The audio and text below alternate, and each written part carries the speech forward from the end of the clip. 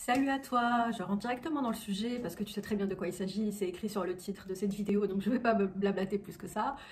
Quand j'étais petite, je suis née au Maroc, hein, à Rabat, mais à l'âge, je sais plus quel âge, mais en maternelle, donc pendant 2 ans, le travail de mon père a fait qu'on est tous partis à Plaisir dans 78, on a vécu là-bas 2 ans comme je t'ai dit.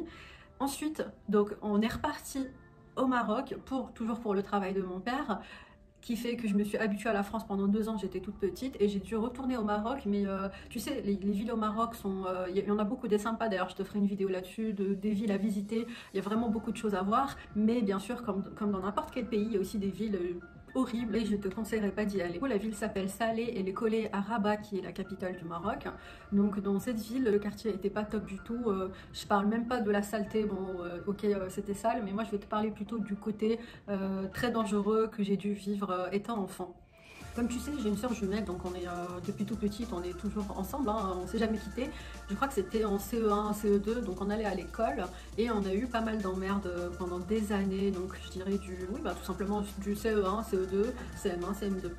Après, à l'âge de 13 ans, je suis revenue ici en France avec toute ma famille, toujours pour le travail de mon père. On était censé rester quelques années, mais finalement, j'y suis restée depuis l'âge de 13 ans jusqu'à aujourd'hui. Et puis j'adore ce pays, je me sens française, je me sens quand même aussi marocaine, bien sûr. Je dis toujours que je suis française marocaine, j'adore mes deux pays. C'était la petite parenthèse. Bref, le problème que j'ai rencontré avec ma soeur jumelle n'était pas tellement l'école. Les écoles, ça se passait très bien, que ce soit au niveau des études, des personnes, il n'y avait aucun problème. On arrivait à s'intégrer facilement, même si on était tout le temps ensemble, hein. D'ailleurs, ça, c'était pas super, hein. J'ai fait une vidéo là-dessus, intitulée Avoir une soeur jumelle, et je t'explique le fait d'avoir une soeur jumelle et être collés tout le temps ensemble depuis l'enfance, c'est pas vraiment très bien pour le développement de la personne. Une fois à l'âge adulte, je te conseille d'aller la voir si ça t'intéresse. Mais le problème était plutôt dans le quartier, jour et nuit. Alors, on avait, je me rappelle, à traverser une route pour aller à l'école et on l'appelait tout le temps la route de la mort parce que bon, si tu connais le Maroc, que tu as déjà été dans certaines rues, bon aujourd'hui c'est plus trop le cas, mais tu as des rues où ils connaissent pas le feu rouge là-bas, hein. C'est piéton et voiture en même temps et puis bon bah si les deux se retrouvent ensemble, bon bah c'est toi et ta chance. Et donc ça nous faisait immensément peur, mais c'est rien à côté de ce que je vais te raconter par la suite. Le moment le plus horrible.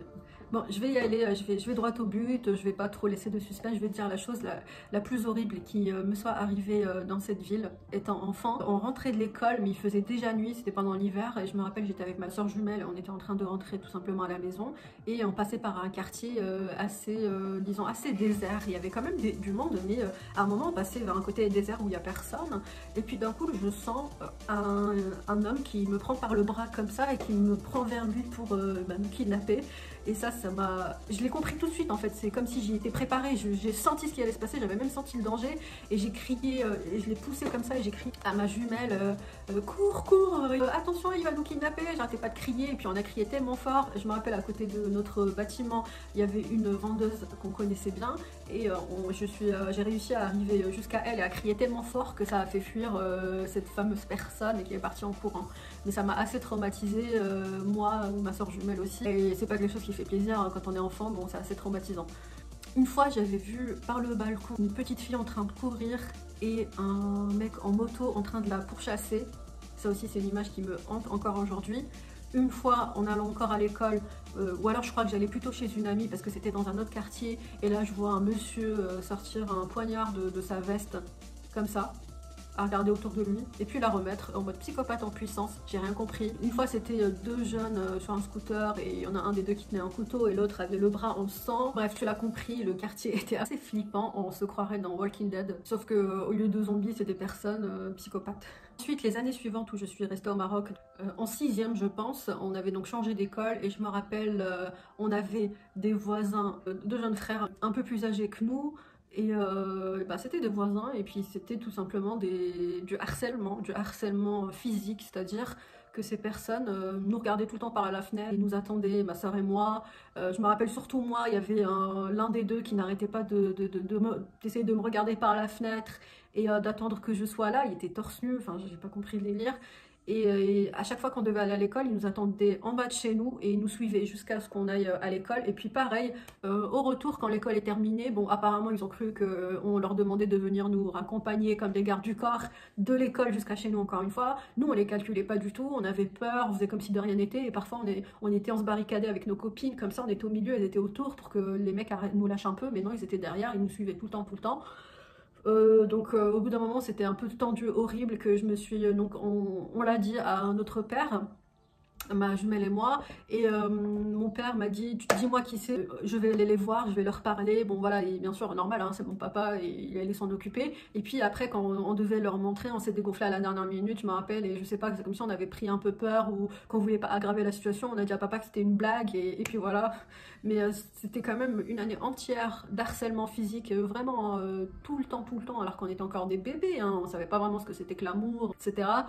L'année suivante d'école encore, c'était une école que de filles. Il n'y avait plus ce problème d'harcèlement, mais il y avait un autre type d'harcèlement. Comme c'était une école que de filles, et ben, il y avait des gars assez dangereux, hein, des gars qui vont pas à l'école, c'était des petits, hein, à ce moment-là j'étais petite, donc de mon âge, et qui venaient, bon ça dépend de leurs humeurs, hein, mais une fois ils venaient avec leurs chiens sauvages pour nous courir après, donc ils nous rencontraient à l'école à la sortie et nous faisaient peur avec leurs chiens, et la deuxième fois, donc selon l'humeur, c'était des bâtons, et ils s'amusaient à nous taper avec des bâtons pendant qu'on marchait, hein. Donc à chaque fois on essayait de les éviter, on essayait de prendre un autre chemin, mais c'était assez compliqué, il n'y avait pas vraiment de raccourci ni 10 000 chemins, il y avait un seul chemin. Voilà donc pour les petites histoires de mon enfance. Alors j'aurai deux disclaimers. Le premier, c'est que en aucun cas je critique le Maroc, je suis moi-même marocaine, je peux me permettre de dire des choses que j'ai vécues personnellement. Comme je t'ai dit en début de vidéo, dans n'importe quel pays au monde, il y a toujours des villes assez craignos, assez ghetto. Je parle absolument pas du Maroc en général, au contraire le Maroc c'est un beau pays à visiter, il y a des villes hyper sympas, les villes les plus grandes là-bas sont tellement mais tellement développées et super belles. En aucun cas c'est une généralité, c'est juste moi, ce que j'ai vécu pendant mon enfance, que je voulais te raconter, il n'y a aucun mensonge là-dessus, je suis juste tout simplement sans filtre et je te raconte tout. Le deuxième disclaimer, c'était quoi déjà? C'est que je tiens à dire que j'ai pas eu une enfance difficile, mes parents sont juste les meilleurs parents du monde, j'ai une famille adorable que j'aime plus que tout au monde, c'est juste cette partie de ma vie quand j'étais petite à l'école avant de venir définitivement en France qui m'a assez traumatisée, donc je dirais pas que j'ai eu une enfance malheureuse bien sûr, mais je dirais que j'ai eu une partie de mon enfance traumatisante plutôt, sachant que bien sûr il y a absolument pire que ça, il y a des gens qui ont subi des horreurs pendant leur enfance, c'est incomparable, mais voilà, après chacun sa vie, chacun ses histoires. Ensuite, quand je suis repartie en France, donc j'avais 13 ans, c'était en 4e année de collège avec ma soeur jumelle et toute ma famille. Là, c'était carrément une autre histoire parce que j'ai vécu assez d'années au Maroc, je me rappelais plus de la France et en revenant ici, c'était comme un choc de culture. J'avais pas les habitudes d'ici tout simplement et donc j'avais eu un peu de mal à m'intégrer. Et le problème, c'est que j'ai subi un énorme harcèlement scolaire avec ma soeur jumelle qui a duré une bonne année, donc toute l'année de 4e, et ça sera le sujet d'une autre vidéo sur le harcèlement scolaire que j'ai subi, qui était aussi assez pesant, et aujourd'hui j'en sors que plus forte, donc je t'en parlerai sur une autre vidéo. Merci d'avoir regardé, j'espère que ça t'a plu, et je te dis à très vite pour de nouvelles vidéos. Gros bisous.